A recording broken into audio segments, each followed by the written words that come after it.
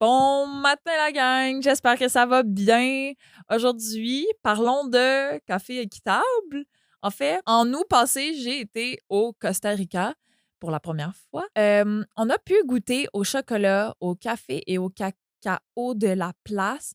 Et ça m'a fait penser que nous, on l'achetait soit bio, fair trade, équitable. Et je me suis dit, quand on voit ces produits-là fair trade ou bio ou équitable, ben je trouve que c'est à ce moment-là où ce que je dois me mettre à réfléchir sur ces produits-là. Puis, ça veut probablement dire qu'il y a une problématique. Donc, je vais aborder la problématique du café, mais aussi le concept café équitable et de ses pratiques durables.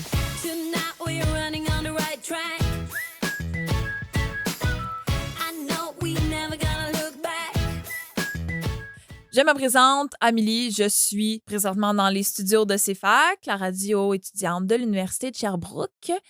Avant de commencer, je vous rappelle que vous pouvez me suivre sur Instagram, sur Amélie Boho Dreamer. Je remplace tous les espaces par la barre de soulignement entre Amélie Boho et Dreamer. Donc, on part ça tout de suite. Premier sujet, la problématique du café. Je vais y passer quand même rapidement. En fait, c'est au niveau du prix et de la production du café. Donc, en fait, les prix sont très volatiles, donc ils sont extrêmement changeants, mais la production aussi. Donc, des fois, on produit beaucoup, des fois, on produit moins. Donc, en premier, il y a les changements climatiques. On peut parler de la sécheresse, donc la hausse de la température de la Terre cause de la sécheresse. En causant de la sécheresse, ça fait en sorte que la production diminue.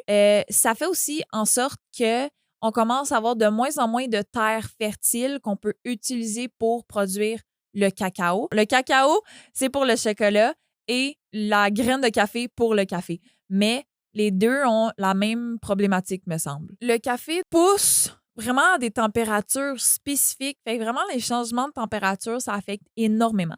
Mais il y a aussi la population d'insectes qui est en grosse flèche montante, qui augmente vraiment énormément, ce qui perturbe la production du café. Pourquoi vous pensez que les insectes, la population augmente?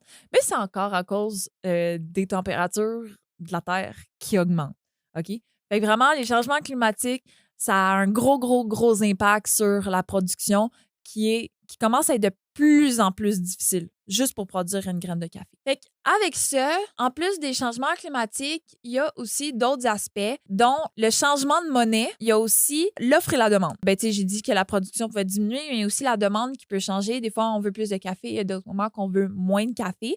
Ça fait en sorte que les prix monte et descend. Par contre, le salaire des producteurs ne change jamais. C'est là qui est le plus grand problème, selon moi, au niveau du café. En fait, c'est le plus grand problème. C'est qu'avec le prix qui change, imaginez quand le prix diminue, fait que le café est moins cher. Juste pour acheter du café, le prix est en bas que ce que le producteur, lui, ça lui coûte.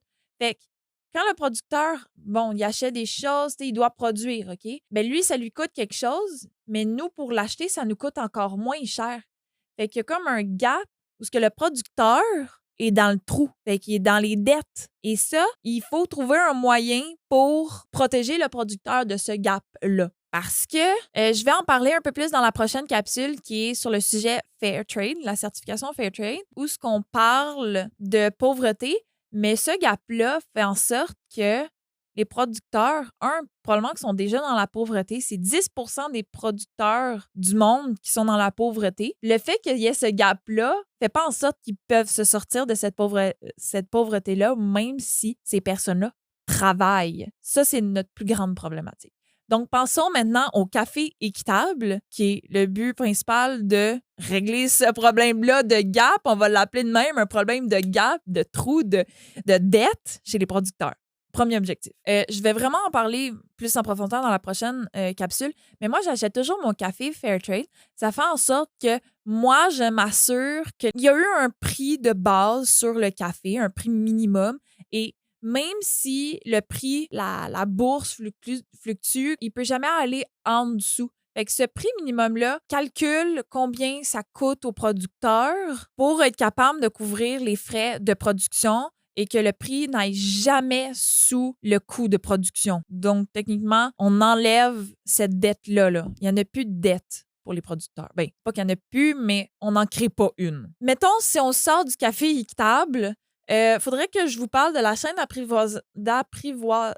d'approvisionnement, mais je la connais vraiment pas par cœur.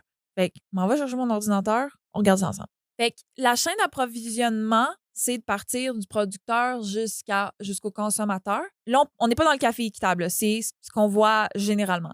Fait qu'on part du producteur. Ensuite, il y a un négociateur, négocie le prix, peu importe. L'exportateur, qui envoie le café vers chez nous. Le torréfacteur. Puis après, il y a le consommateur. C'est une chaîne, hein? Fait que la chaîne est quand même longue. Ici, mettons dans le fair trade, on passe vraiment.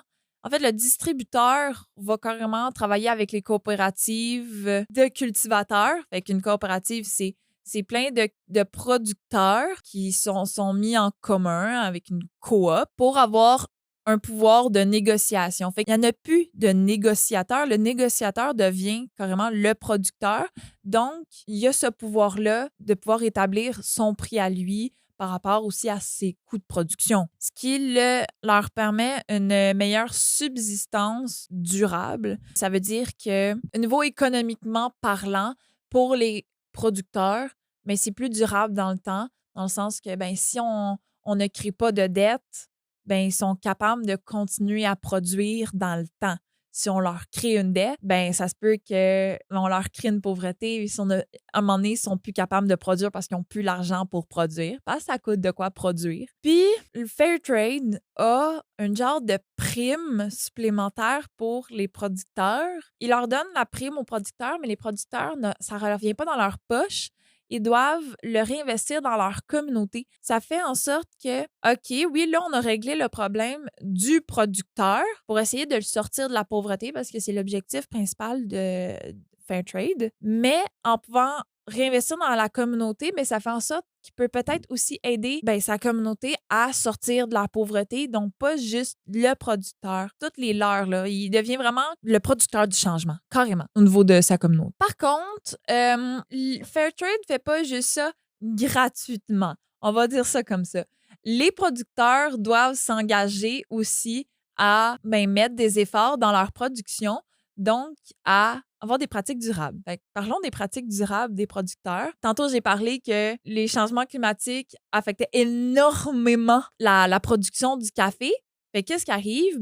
Fairtrade va encourager des pratiques durables, oui, sociales, environnementales et économiques. Au niveau de l'environnement, le café, c'est super important. Donc, Fairtrade va encourager les produits bio avec des primes supplémentaires pour bien les récompenser, ces efforts-là. Les pratiques plus durables, plus respectueuses de l'environnement, ça commence vraiment à être plus pressant, surtout au niveau du café, sachant que les changements climatiques affectent vraiment beaucoup sa production. Donc, les producteurs doivent s'engager. Puis au niveau du café biologique, ça fait en sorte aussi que les producteurs, ils s'engagent à avoir une meilleure santé parce qu'ils vont être moins en contact avec les produits chimiques.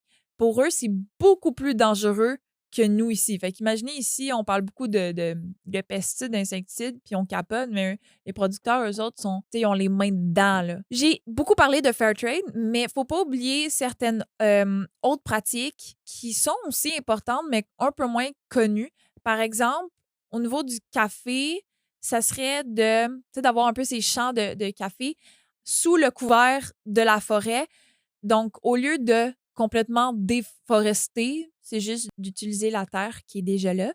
Donc, la certification, elle s'appelle Rainforest Alliance Certified. J'espère que je l'ai bien dit. Fait que j'espère que ça vous permet de faire un choix éclairé. J'essaie tranquillement d'encourager un changement au niveau de la pauvreté, les changements climatiques, la crise économique, le manque de main-d'œuvre. Fait qu'hésitez vraiment pas à essayer de trouver le logo Fairtrade. Vous pouvez aussi essayer de trouver le logo de Rainforest Alliance Certified, qui est une grenouille. Si, mettons, une compagnie met vraiment beaucoup d'informations sur leurs pratiques durables et équitables, mais qui n'ont pas la certification, surtout si c'est une petite compagnie ou un start-up, ça se peut qu'elle soit vraie, mais qui n'ont pas encore les moyens pour se payer les certifications. Fait que faites vos recherches ou essayez de trouver le logo. Pour vrai, ça se trouve quand même bien en épicerie. Là, à un moment donné, les chocolats, je les ai juste toutes revirés, puis j'ai juste pris le chocolat où ce que j'ai trouvé le petit temp de Fairtrade. Fait que sur ce, bonne chance pour trouver. C'est pas facile. C'est pas facile. C'est super facile à trouver. Fait que bonne chance pour trouver les certifications et continuer à faire un changement. Puis, ben, ayez du plaisir là-dedans. Hein? Ayez du plaisir. Have fun!